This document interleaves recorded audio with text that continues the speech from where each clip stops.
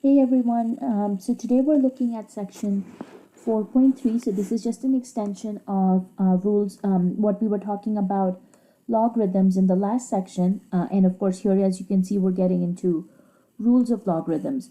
So these rules of logarithms are going to be very familiar to you because you're going to see that connection between the rules of exponents and rules of logarithms.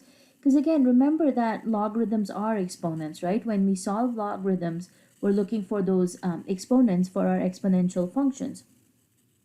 So basically, we will be using the rules of exponents to help us come up with these rules of logarithms. And then, of course, they can help us solve different types of equations that may involve exponents and logarithms, okay?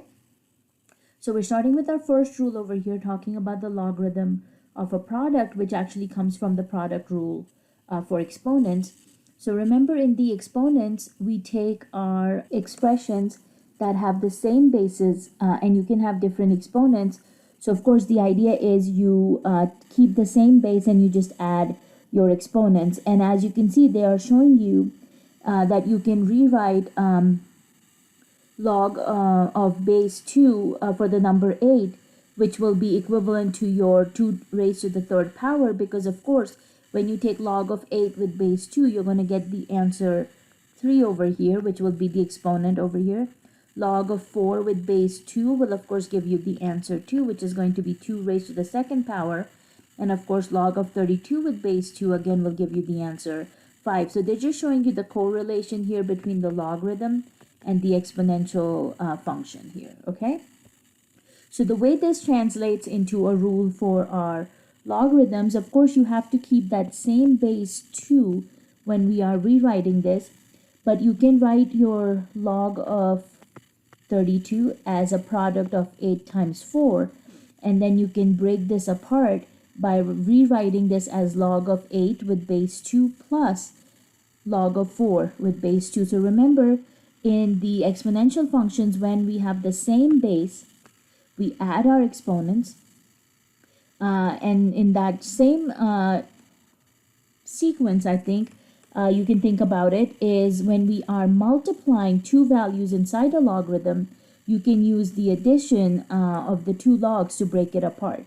So basically, you are going to add the logarithms to basically get that final result. So here your product rule for logarithms is, if you have a logarithm where you can split it up into two products, you can do m times n, then you can actually split up that logarithm into log of m with that same base a plus log of n with that same base a. And of course, remember, your values of m and n both have to be positive values. So we're basically saying the logarithm of a product of two numbers is equal to the sum of their logarithms. So just to kind of see how these rules actually work, let's go ahead and take a look at these examples over here. So in the first two examples, they're actually showing you that we have two different logarithms and they are being added together, right? Both in example 1 and 2. And they're asking us to rewrite this as a single log. But in example 3, they are giving you a single log and they are asking us to rewrite this expression either using sum or differences of multiples of log. So let's go ahead and take a look at all three of these examples here. So for this first one, always when you are combining your logs into a single logarithm, you always want to make sure that the base of your log is going to be the same. So you will see this is log of 5 and this is log of 3. So remember, it's understood that both of these are common log, right? So of course, these guys are going to be the same log. And we, of course, don't write the number 10 as our base because it's understood to be base 10. So since they are the same bases, we can go ahead and use our property for the product rule. And that means you are going to, since this is addition, we will go ahead and multiply these quantities inside a single log. And that will, of course, end up giving you 5 times 3, which will be log 15. Okay, and that's all you really have to do here. Now let's look at our second example. So again, you have to verify it has the same base, and of course you can see they have the same base too.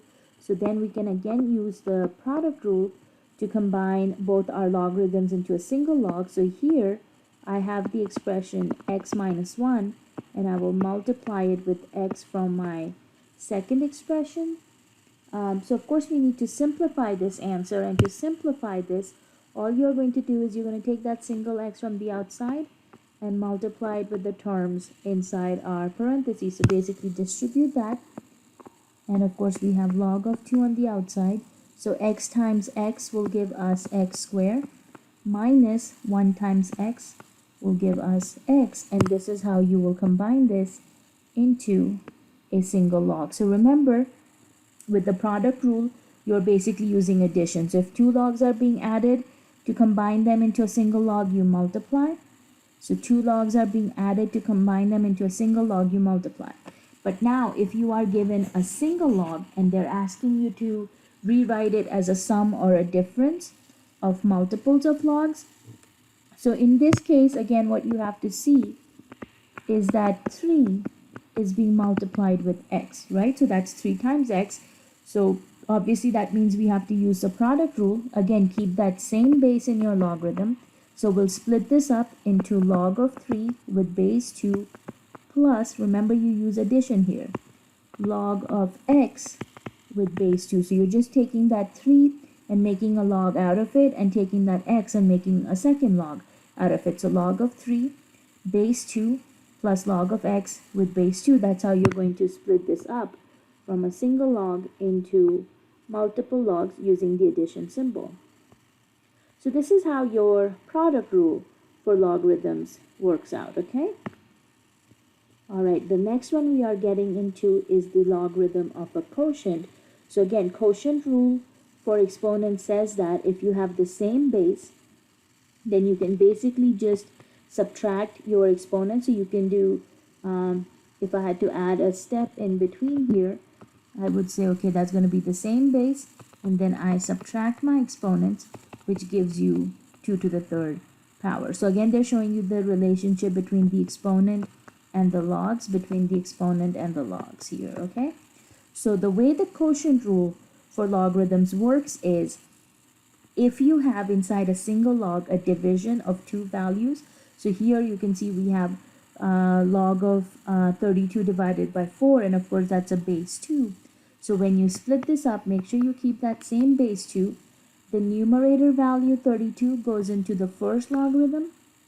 Okay, the denominator value of 4 will go into the second logarithm. So that order is very important. Numerator becomes the first value or first logarithm. Denominator will become the second logarithm. Okay, so again, m divided by n we have with the log of a, so this will become log of m minus log of n. So remember, with quotient rule you have a minus over here, and again your m and n values both have to be positive numbers. So they're basically saying the logarithm of a quotient of two numbers is equal to the difference of their logarithms. So same kind of examples here. For the first two examples, they are giving us two separate logarithms and asking us to rewrite it as a simple log. In number 6, they are giving us a single logarithm and they're asking us to rewrite it as a expression using sum or differences of multiple logs. Okay, so again, let's go ahead and look at these three examples over here to see how the quotient rule works out for us. Okay, so for number 4, we are given log of 5x minus log of 5, and they're asking us to combine this into a single logarithm. So the first thing you should obviously again notice is that they have the same base. So this is again a common log because they are both base 10 logarithms. And then the other thing you should notice is that minus sign between the two logarithms. If this was a plus sign here, we would have used the product rule, but since this is a minus sign, we use the quotient rule. So this will be a common log, so it's going to be log base 10. Again, remember, we don't actually write down the log, and then we will use quotient rule. So take the first logarithm value, which is 5x, and divide it by the value of the second logarithm, which is going to be 5. Okay, So 5x goes on the numerator, 5 goes on the denominator. This is still a fraction, so we can still simplify it. So I have a 5 on the top and a 5 on the bottom. They will cancel each other out, and it actually just leaves you behind with the value of just log of x. So these guys will simplify, and you get a nice log of x as your answer. Okay? Okay, so same thing in number 5. They're asking us to convert this into a single log. So again, you should notice this is both, again, a natural log logarithm. So that's your base e. So again, since our bases match and we have a minus sign in the middle, we can again use the quotient rule. So that would be natural log. Again, x to the 8th will go in the numerator. X to the 3rd will go in the denominator. So when you get this, again, you have a fraction on the inside. So anytime you get a fraction, you need to simplify it. So x to the 8th divided by x to the 3rd will give us what? So on the inside, you will obviously use your quotient rule for exponents. Again, I have the same base x, which means I can go ahead and subtract my exponents. So I have base x, and then I will do 8 minus 3, and that will of course end up giving us x to the power of 5, right? And so you end up with natural log of x to the 5th as your final answer. So remember, with this quotient rule, if you can simplify them, you definitely want to simplify your fractions inside your logarithmic expression. Okay? So 4 and 5 were asking us to rewrite this as single logarithms. Now number 6 was asking us to rewrite it as a sum or a difference of multiples of logarithms. So in this case, since this is a fraction on the inside of our logarithm, that obviously means we have to use the quotient rule, right? And that's because you have x over 2 in there. So remember again, quotient rule, the numerator value goes first minus log of the denominator value, so that would be log of 2. Okay, so same logarithm, this is a common log, so we have to have both of these as common logs, and then x will be the first logarithm minus 2 will be the second logarithm, and that's all you got to do here. Just separate this into a difference of 2 logarithms. Okay, so that's your quotient rule. Now, the next rule for logarithms that we want to talk about is the power rule. So for power rule, the equivalent to that is your power rule for exponents. So this one says if you have one base being raised to 2 different exponents. So if you have a base being raised to 2 different exponents, you basically end up multiplying the 2 exponents. 3 times 2 will give you 6. So something like that happens with logarithms also. What happens in this case is you have log of 8 squared with the base 2. So you actually take that squared and you bring it to the front of your logarithm. So that's why you end up getting 2 times log of 8 with base 2. Now remember, your logarithm also gives us an exponent. So you're still basically multiplying 2 exponents, but in this case it just looks like you're bringing that exponent from the 8 square in front of the entire logarithm. So you end up getting 2 times log of 8 with base 2. So this is our power rule for logarithms. So anytime you have log of log of m raised to the power of n with base a, you're going to take that exponent n and bring it in front of its own log. So you end up with 9 times log of m with base a. Again, your m has to be a positive value, and n can be any real number. So your n can be fractions. Technically, they could also be decimals. They could be negative numbers. It doesn't matter, because since we're saying n is a real number, it can be anything from the real number set. So we're basically saying the logarithm of a power of a number is equal to the power times the logarithm of the number. Okay, so we've got again 3 examples over here. They're asking us to rewrite each expression in terms of log of a of 5. So basically they're saying you shouldn't have any other expression in that parentheses, but you should just have log of 5 with base a. So basically we'll have to see how we can clean up these three examples for 7, 8, and 9 so that all of them in the final answer end up looking like something with log of 5 with base a. Okay, so let's go ahead and take a look at these examples over here. So of course for number 7, you can see that we have this exponent 3 over here. So just using our power rule, we can go ahead and bring that in front of the logarithm. So you can actually end up getting 3 times log of 5 with base a, or you can just write it as 3 log of 5 with base a. You can just rewrite it, and you can see this is now only in terms of log of 5 with base a, and that 3 is in the front. So as I said, they wanted us to basically clear the parentheses of the logarithm value. Okay, now let's see what we can do with number 8. So there's actually two different directions we can go with this. Let me show you with the power rule first, and then I'll show you a second method for this one also. So the first thing we're actually going to do is rewrite this as log of 5, to the negative 1 power with base a. So what I'm basically doing here is I'm taking that 1/5, and we know it's raised to the first power. So if we bring it to the numerator, it will become 5 to the negative 1. So we're just rewriting that fraction as an exponential term. And then of course, since now we have an exponent of negative 1, you can bring that to the front, and you will end up getting negative 1 times log of 5 with base a, or just basically negative log of 5 with base a. Okay, so again, we are rewriting this only in terms of log of 5 with base a, right? Cleaning up that parentheses part. Now I told you there's a second way that we can solve this. So the second way to solve this would be to use quotient rule. So what you can do here is you are given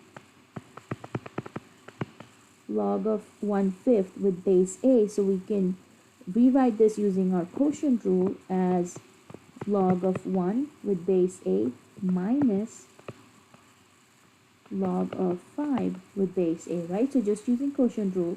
Now you know log of 1 with any base always comes out to be 0. So this value will become 0, and then you have 0 minus log of 5 with base a, which of course ends up giving you negative log of 5 with base a. So even by using the quotient rule, you can actually get the same answer. So you can use power rule for logarithms, or you can use the quotient rule for logarithms. So whichever one you think would work the best for you.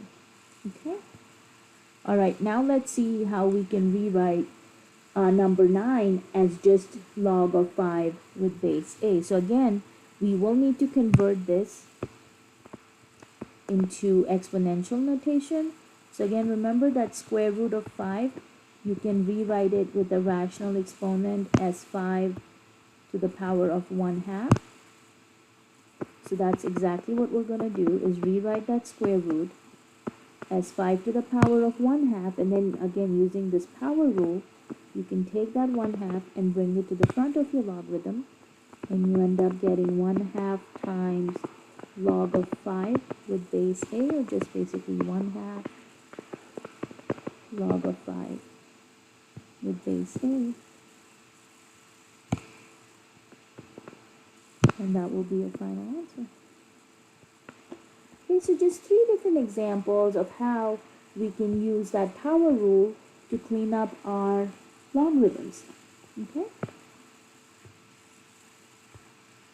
Alrighty folks, so the next thing we want to talk about is our inverse rules, and I had actually kind of mentioned this in the last section a little bit, but let's look at it formally here. So they're saying the definition of logarithm leads to two rules that is useful in solving equations. So here we are defining our f of x function as being a to the x, an exponential function, and we are defining g of x as being log of x with base a. So they are actually the inverse functions of each other. Remember back in section 2.5, we had talked about that if you take the composition of your inverse functions, you always get the answer x.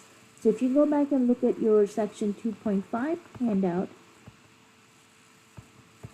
anytime you do a composition between two inverse functions, you get the answer x. You can change the order of those functions and you will still get the answer x. So that's the same thing they're talking about here. If I take the composition between g and f of x functions, I will have g of a to the x, which will then become log of a to the x with base a, and you will get the answer x. Changing that order, if you did f of g of x, which means we are doing f of log of x with base a, you get a raised to the power of log of x with base a, and again you're going to get the answer x. So what's happening here actually is, because if you look at the first one here, because my logarithm also has base a and my exponential function also has base a, you can kind of think about that they are canceling each other out and leaving you behind with just that exponent of x over here. With the second composition where you have a raised to the power of log of x with base a, same thing. So a will cancel out the logarithm base a and again leave you behind with just that x. So what happens here is basically anytime you take a composition between a logarithm and an exponential function where their bases are going to be the same, so logarithm also has the same base a that your exponential function base a has, and doesn't matter how you do the composition, so you could do it in the first form or the second form. If your bases are going to match, then your answer is always going to come out to be this x value.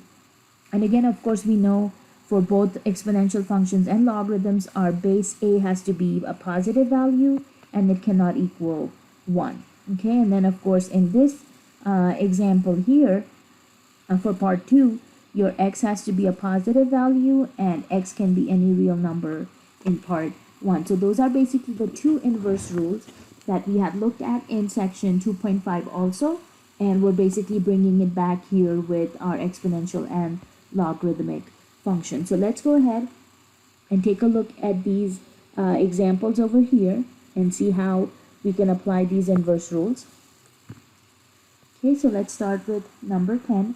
We are given base e raised to the power of natural log of square root of y. Now remember, natural log we know also has base e, right? Because instead of writing it as log with base e, we normally write it as natural log of x. So what's happening here basically is that this base e will cancel out with the natural log and you will end up getting just square root of y as your answer. So this is one of our inverse rules that we looked at. Now let's see if we change that relationship and we have logarithm at the value of 10 raised to the power of y plus 1, right? So same thing, this is a common log, which is again a base 10 logarithm. Remember, again, instead of writing it as a base 10 logarithm, we just write it as log of x. So this is our common log. So same thing, this log with base 10 will cancel out this exponential base 10 and leaving us with the answer of just that value of y plus 1. So this is how your inverse rules work out. Okay, over here again we can see I have 7 raised to the power of log of 999 with base 7. So again I have base 7 here, my logarithm also has a base 7, so again those will cancel each other out. giving us the value of 999 as our answer. And so this rule really comes in handy when you are anytime looking at examples where you might end up with this composition of the exponential and logarithmic function that have the same base, so they can simplify our answers. Okay, so those were how you would use the inverse rules. Now they are basically putting all of these rules together, and they are just talking about in general terms of base A or specifically for natural logs, right?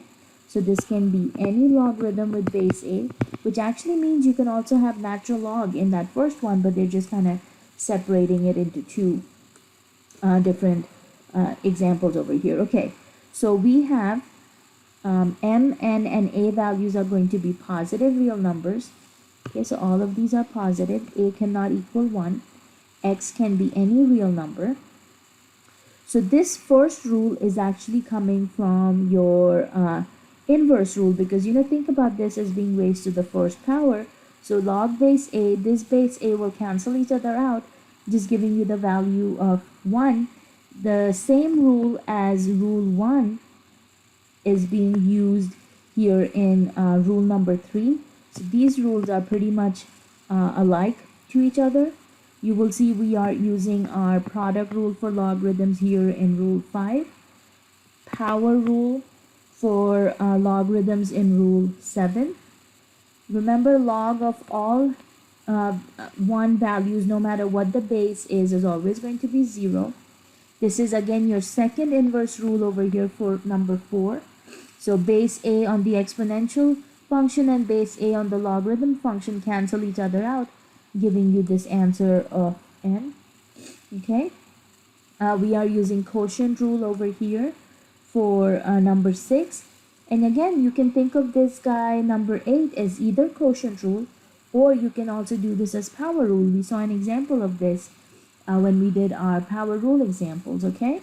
Those are the exact same rules that they are using over here with our natural logs. So if you do the comparison between base A rules of logarithms and the rules of natural logs, you will see they're exactly the same thing, just being used with a natural log. So let's try and put all of these rules together.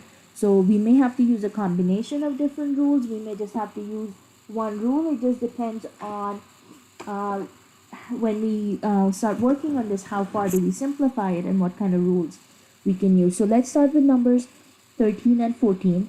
They're asking us to rewrite this specifically in terms of log of 2 with base A and log of 5 with base A. Okay, so let's see on number 13 how that looks like. Okay, so we are given log of 10 with base A, and they are asking us to rewrite this in terms of log of 2 with base A and log of 5 with base A. So of course, if you look at number 13 over here, 10 can be rewritten as 2 times 5, right?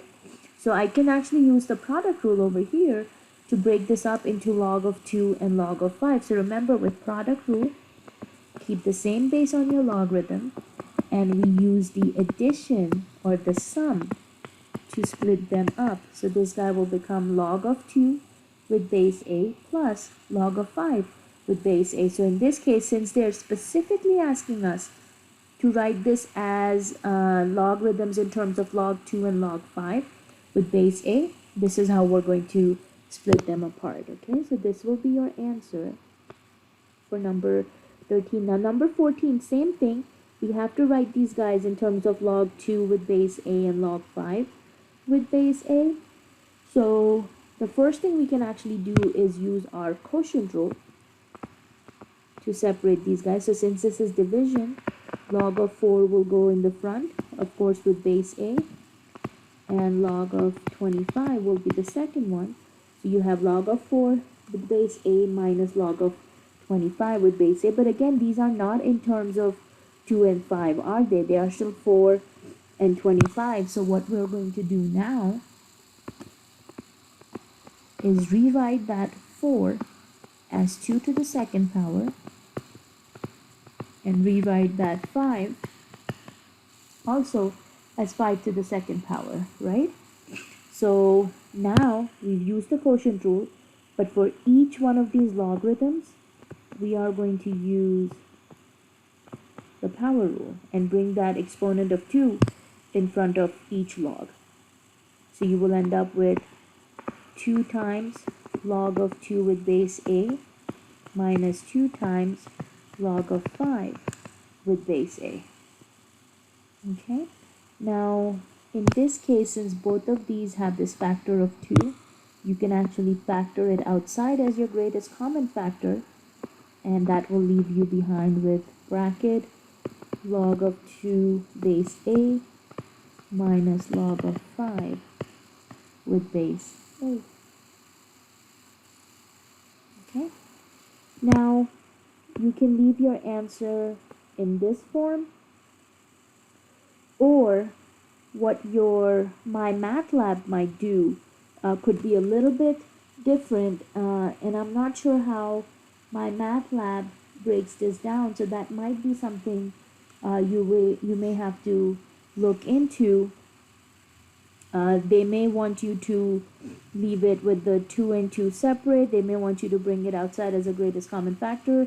So just kind of play around with this and see how MyMathLab would want you to do. But as far as simplifying this goes, of course, you can see what we came up with.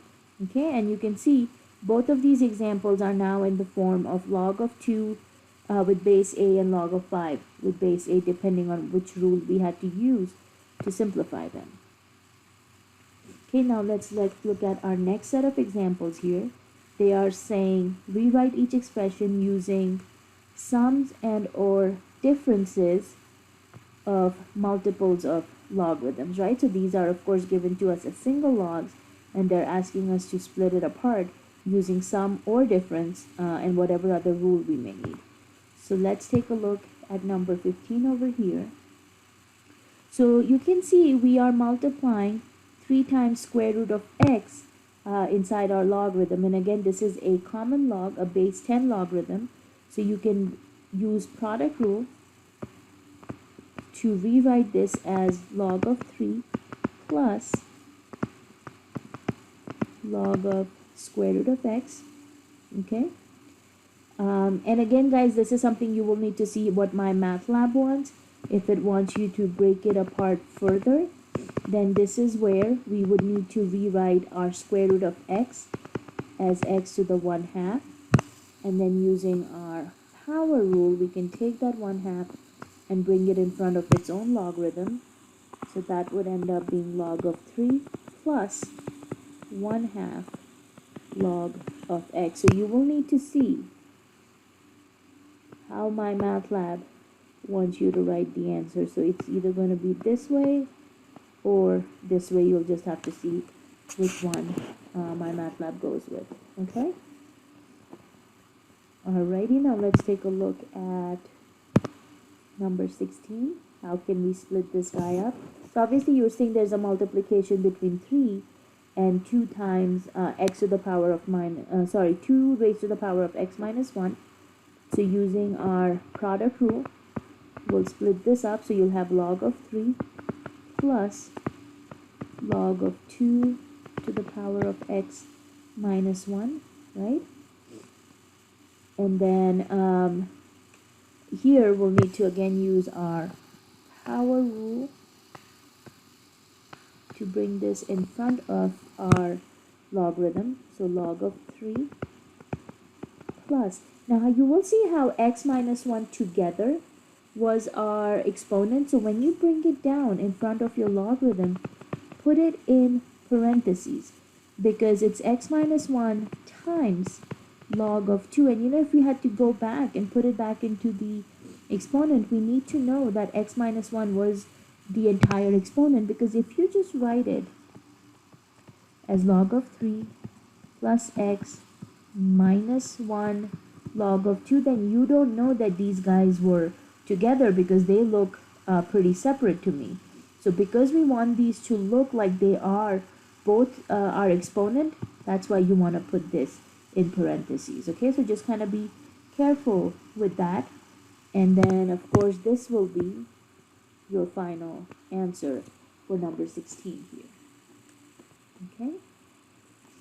Alrighty. Now, we are given these logarithms that have been rewritten either as a sum or a difference of different logs, and they're asking us to combine this into a single logarithm. So let's go ahead and take a look at 17 and 18 over here. So remember, whenever you're combining your logs into a single log, verify that your logarithm has the same base, and since both of these are base 7, we can definitely go ahead and combine them. So the first thing we're going to do is we have to reverse our power rule, which means you have to take this 4, which is being multiplied in the front, and bring it back to the exponential level. Okay, so we're reversing the power rule over here. I'm going to leave my log of x to the 5th with base 7 as it is, and I'm going to rewrite this guy here as log of x squared raised to the 4th power, again with base 7, right? So we're reversing our power rule by bringing that 4 back to the exponent. Now with x squared raised to the power of 4, this is where you are using the power rule for exponents, where you end up multiplying your two exponents here. So this will end up with 2 times 4, which will end up giving you, of course, x to the 8th, right? So let's rewrite this guy here, keeping the first part the same for now. And I'm going to rewrite this guy as x to the 8th. Now you will see this is a minus sign here. So the minus sign tells us we have to use the quotient rule. So x to the 5th will go on the numerator. X to the 8th will go on the denominator. Okay? And then you will, of course, just go ahead and simplify the inside of the parentheses. So again, using rule of exponents, you will subtract 5 minus 8 on your exponential level, right? Which will, of course, end up giving us log of x to the negative 3 with base 7. And if for some reason they don't like x to the negative 3, you can always try converting it into 1 over x to the 3rd, but I would first go ahead and try log of x to the negative 3 with base 7, and if they don't like this answer in MyMathLab, then you can always rewrite it as 1 over x to the 3rd. So again, you can just kind of see what MyMathLab like. If it likes the negative exponent, then you can just leave your answer in that form. Okay, so this is how we would simplify number 17. Now let's go ahead and see how we can combine number 18 into a single logarithm. So again, guys, first step, make sure your logarithm has the same base. And of course, all of these are a common log, so base 10 logarithm. So of course, we can go ahead and combine them. Now, you will see for the first 3 logarithms, we have addition, right? We're doing log of 2 plus log of x plus log of y. So all of these having the addition, you can actually use the product rule on this part. So you can take log of 2, multiply that with log of x, multiply that with log of y. So you end up getting log of 2 times x times y, right? And then at the end, we have minus log of z. So of course, the minus tells us we have to use the quotient rule here. So now you can take your log of 2 times x times y, which will become our numerator. And then with that minus sign, the log of z will go on the denominator part. So it becomes log of 2xy divided by z. And this is how you would actually combine number 18 into a single logarithm. Okay, so I hope you guys can see how we combined both these examples into a single logarithm. Okay? Alrighty.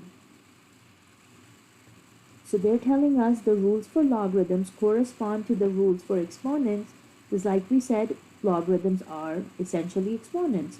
So this table is just basically showing you those rules next to each other. So you've got the product rule for exponents with comparing it with the product rule for logarithms, your quotient rule for exponents and the quotient rule for logarithms, power rule for exponents, power rule for logs, and then of course the zero exponent rule for exponential functions tells us if you take any base and raise it to the zero exponent, you get the answer 1.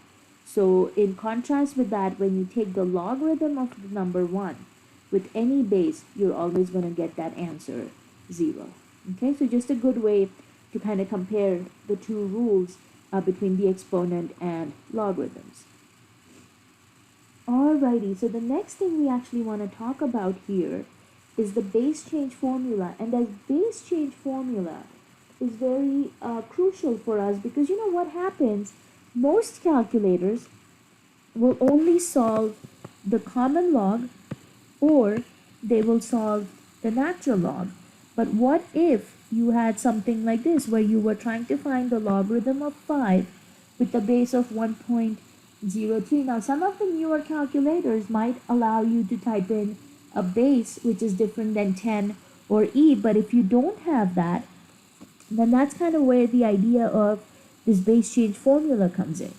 So they're saying the exact solution to this expression, 1.03 raised to the power of x is 5, but if you wanted to find the value of x, you're going to have to rewrite it as a logarithm of 5 with base 1.03. But how do we calculate that value of x? So this is where this idea of the base change formula comes. So we are given this original expression 1.03 raised to the power of x equals 5. We're taking a logarithm on both sides of our expression, and the reason we are doing that is so that we can use the power rule and bring this x down in front of that logarithm, right? Just like we saw in the previous examples. So you get x times log of 1.03 equals log of 5, and then to get x by itself, you basically divide both sides by log of 1.03, and you get this expression here. And you can see what has happened now is we have actually used the common log base 10 over here. And so this is something that you can plug into your calculator and you can come up with your answer. So remember, when you're typing this in your calculator, if your calculator opens a parentheses by default, make sure you close that parentheses, then do your division, and then you would do log of again 1.03, and make sure you close your parentheses before you hit the enter or the equal to button on your calculator. Okay, so just make sure if your calculator by default opens a parentheses, make sure you are closing those parentheses on your calculators also to get the correct answer. So I would just try typing this in my calculator to make sure you know how your calculator works and you're able to come up with this answer. So you can do this process every time, or basically you can use the base change formula. So they're just showing you how the base change formula works. So if this is your original expression, a to the power of x equals m, and you are using a new logarithm here with base b, normally that base b is either going to be the common log or it's going to be the natural log. But they're just doing this in generic terms, so they're calling it base b. So basically, once you go through this calculation, again, you will see we're taking that x using the power rule, bringing it in the front, and then to get x by itself, divide both sides by log of a. So this here actually gives you your base change formula. And in this case, of course, you can see both our bases a and b have to be greater than 0. Both of them cannot equal 1, and of course the value of m has to be a positive value also. So if your original logarithm is, let's say, given in this form where you have log of m over base a, using this new base b, remember again, as I told you, that base b can be a 10 or an e to be your common log or natural log. you will have this value of m go on the numerator, the original value of a, which was your original base, go in the denominator. So this here is what we call our base change formula. So basically, if you look at this example over here, the first one we looked at, you have log of 5 with base 1.03. So by using our base change formula, you will end up with, let's say if we were just using a common log, you would have common log of 5 divided by common log of 1.03. So that's basically what the base change formula does. Instead of going through this whole calculation that we saw here, you can get directly to this last step just by using the base change formula, and then you can go directly to your answer of 54.4487. And then on these kind of problems, we normally round them to 4 decimal places. Okay? So that's kind of what this base change formula is talking about. So let's take a look at these two examples, 19 and 20, and see how the base change formula works. And of course, they're asking us to round this to 4 decimal places. So let's look at our first example here. You have 2 raised to the power of x equals 9, and we of course want to find out what the value of x is. So if you were wanting to write this using the base change formula, when you rewrite this guy as a logarithm, this guy would become x equals log of 9 with base 2. Okay, so if you wanted to use the base change formula on this, then you would have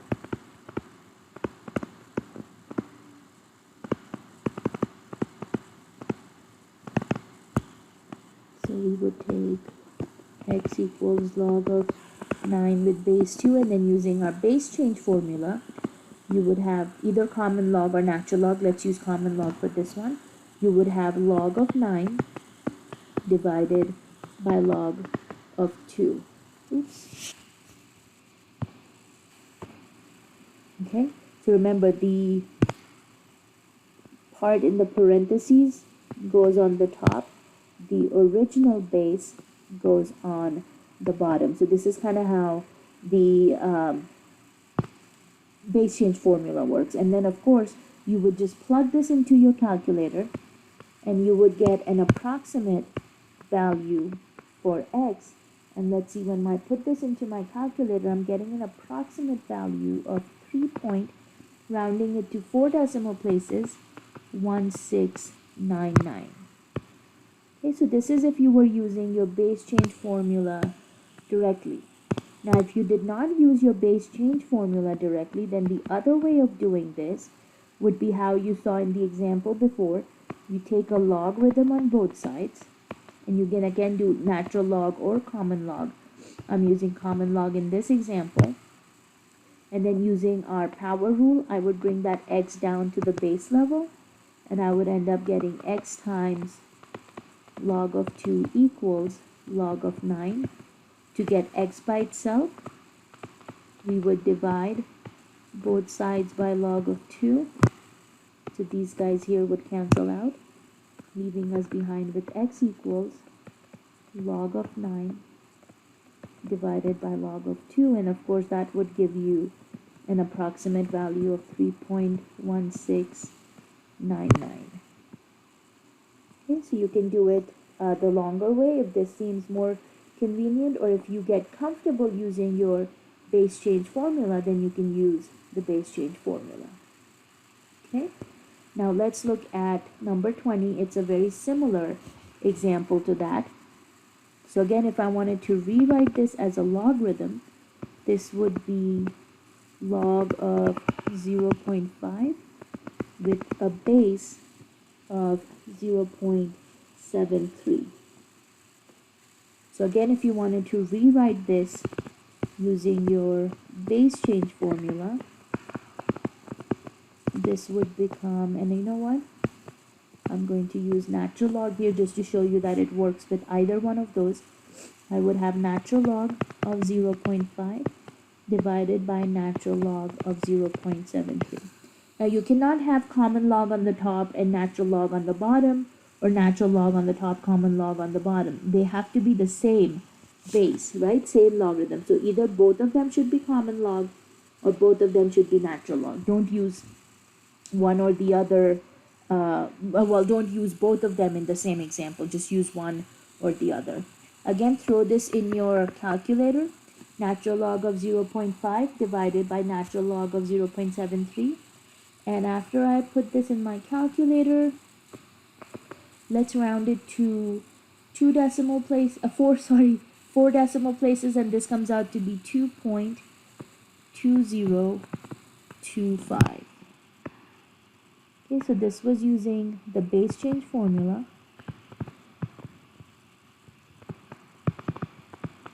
Now, if you wanted to use it the other way, then this is where we would take our 0.73 to the power of x equals 0.5. And since I'm using natural log, we would take a natural log on both sides, right? And then again, using the power rule, this x would come down to base level, and we would have x times natural log of 0.73 equals natural log of 0.5. Get x by itself, so divide both sides by natural log of 0.73, and you end up getting x equals natural log of same thing, 0.5 over natural log of 0.73. Putting it in your calculator, of course, you'll get the same result, rounded to 4 decimal places, 2.2025. Okay? So again, go with either method, whichever makes sense to you, whichever you think would be easier, because you are going to get the same result no matter what. So those were our examples for using the base change formula. Now let's take a look at some application problems over here and see what kind of examples we can come up, answers we can come up with. So they're asking us how long rounded to the nearest day, which means they're asking us to find the time. How long does it take for $100 to grow to $400 at 5% compounded daily? Okay, so when they're saying $100 is going to $400, $100 is our principal amount, 400 is the future amount. Of course, the 5% represents our rate, so convert that to a decimal. And they're saying compounded daily, so remember, if it's compounded continuously, we use the compound interest formula with the natural number e in it. But when they're saying compounded daily, that means our interest is being calculated every day. And remember, we use for daily 365 days in a year. And your formula for this example then is going to be A equals P times 1 plus R over N raised to the power of N times T. So this is the compound interest formula that we're going to have to use here for number 21. So let's take a look at this guy over here. So I've already got everything written down. So let's plug in all these numbers into our formula. So we know our money is growing to $400. So that's the A value. We started out with $100. That's the principal. 1 plus our rate of interest given to us is 5%. So that's 0.05. Compounded daily. So the N value is 365. And then we are raising this to the exponent of 365 times t, and of course t is unknown, right? So we need to get t by itself, but the first thing we're going to do is try and clean this up as much as we can. So the first thing I'm actually doing is, since I'm multiplying 100 with this whole parentheses to the exponent part, I'm going to go ahead and divide by 100 on both sides of my equation. Okay, and then of course 400 divided by 100 gives us 4. and we end up getting 4 equals this whole parentheses part. Now the reason I'm not simplifying the parentheses is because if you try and simplify this, you get a very small decimal answer, and it's going to be kind of a nightmare to try and keep track of all those decimal values. So that's why, for now, I'm actually leaving this just in its raw form. I'm not going ahead and simplifying it. Now here's the thing that's going to happen. My t, which is the unknown value, is in my exponent, and to bring it down from the exponent level to the base level, I'm actually going to need to use our base change formula, the one we just talked about. So by using our base change formula, again, you can do natural log or you can do common log, it doesn't matter. I will use my base change formula and we will get 365t equals log of 4 over log of that whole big parentheses part. Okay, so remember you have two ways of doing this. You can either take a log on both sides of your equation using the power rule, bring that 365 down to the base level and you can divide it that way, or you can basically use the base change formula like I did and get to your answer directly. Okay, now what's going to happen is we will need to simplify this. So we will take log of 4 and divide it by the log of that whole big parentheses part. Now just to show you what that parentheses part comes out to be, it's actually going to be 0.05 divided by 365. So of course we'll need to do the division first and then add the 1.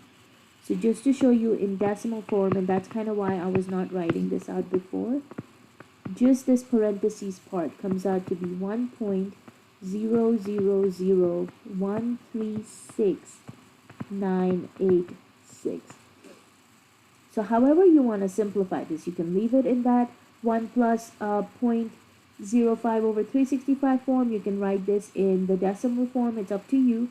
But go ahead and simplify that right-hand side, and you will end up getting 10,120.64196753, and of course this decimal will just keep going.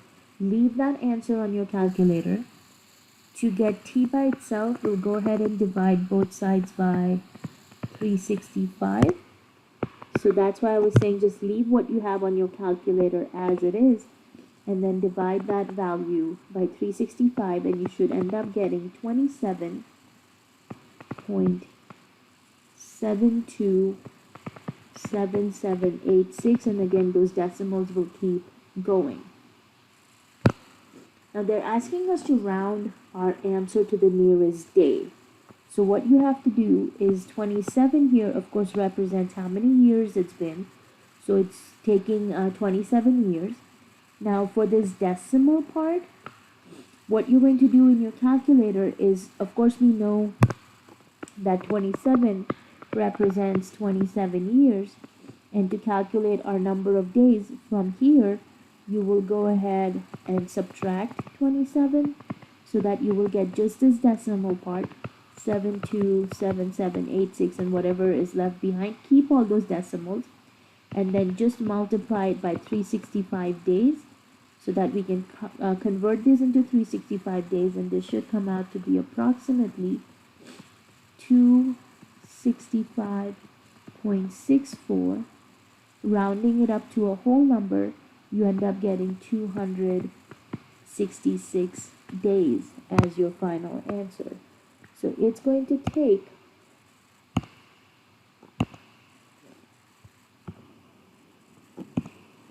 27 years and 266 days for our money to grow basically 4 times, to go from $100 to to $400 at 5% interest compounded daily.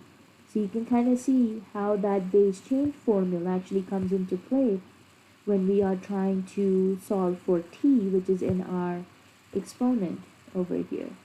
Okay, so look through this example. And then we have one more example over here, and they're asking us to find what the annual rate is. So that means the rate of interest is missing. So that's what we're trying to find.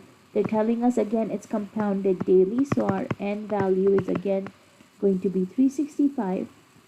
$100 is growing to $300. So again, 100 is our principal, 300 is our future value, and they're telling us this is taking 20 years. So time is 20. So again, guys, since this is compounded daily, we are using the same compound interest formula that we did in the previous example. Okay? Alrighty, so let's take a look at how we can solve this guy.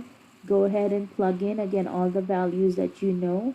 So our future value is $300, principal is $100. We don't know the rate of interest, we're trying to calculate that. Compounded daily, so that's 365 for the n value. And then n times t will be 365 times 20, right? Okay, so let's go ahead and clean this up. I'll go ahead and again get rid of that 100, so divide both sides by 100. Since I am multiplying 100 with the parentheses, that's why we're dividing. 300 divided by 100 is of course going to be 3. You are left with 1 plus r over 365, and then multiply 365 with 20, which that will give us an exponent of 7300. Now, as you can see, my unknown value, my r value, is inside the parentheses, right? So to be able to access the numbers inside the parentheses, we need to get rid of that exponent. So, of course, just like we have done in the past, when we wanted to get rid of the square, we used a square root to get rid of it. So that's the same thing we're going to do here. So essentially, you are taking the 7300th root, and of course, remember you always get a plus or a minus root when we do square roots. Now, technically, you would also have a plus or a minus root from the 7300th root, but since our rate of interest cannot be a negative value, we will be discarding the negative root. So we don't have to worry about the negative root here. So when you are taking the 7300th root, instead of actually writing it as a radical, I'm going to write, remember your square root is the same thing as x to the power of 1/2. So that's the same thing I'm going to do for the 7300th root. I'm going to multiply by 1 over 7300 on both sides. In my exponent, of course, 1 over 7300. So you will end up getting these guys, which will cancel each other out. And now we have 3 raised to the power of 1 over 7300. And now, since we got rid of the exponent on the right-hand side, you can now get rid of those parentheses, and you're left behind with 1 plus r over 365. Now, our ultimate goal is, of course, to get r by itself. So the first thing we're going to do is start by subtracting 1. So you end up with 3 to the power of 1 over 7300 minus 1 equals r divided by 365. And then to get r by itself, we of course multiply both sides by 365. These guys cancel over here on the right hand side, and we've got r by itself. And then you are doing 365 times 3 raised to the power of 1 over 7300 minus 1 equals r. So, of course, you will need to plug this into your calculator. So I guess the way I would type this in my calculator would be 365 times, and then open parentheses, 3 raised to the power of, now some of your calculators might have a y to the x key instead of the caret key, but then I would open my parentheses again, 1 divided by 7300, close your parentheses, minus 1, close your parentheses, and then hit enter. Okay, so again, 365 times, open parentheses, 3 raised to the power of, open parentheses, 1 divided by 7300, close parentheses. So this first one is just for the exponent, minus 1, and that's for the final parentheses here. So we know that you're multiplying the entire thing with 365, and then hit enter, and you should get an answer of approximately 0.05493. Now remember, we always convert our rate of interest into a decimal value, right? So this is actually telling you that you are getting a decimal answer over here. So to convert this into a percent, multiply it by 100, and of course this decimal keeps going, but we don't need all those decimals. So multiply by 100 and you should get 5.493, and rounding this to 2 decimal places, our rate of interest is approximately 5.49%. So remember, by default, once you calculate the R value, it's always going to be in the decimal form. So either multiply by 100 or move your decimal 2 places to the right, okay, whichever one seems the best for you, and your final answer is 5.49%. Okay, so just another example of how these values kind of work out to be with our exponential and logarithmic functions. Alright, so I believe that was the last example in this 4.3 handout. So look through all of these examples, your video, and let me know if you have any questions. I will see you in class next time. Alright everyone, be careful, be safe, and have a wonderful day. See you. Bye-bye.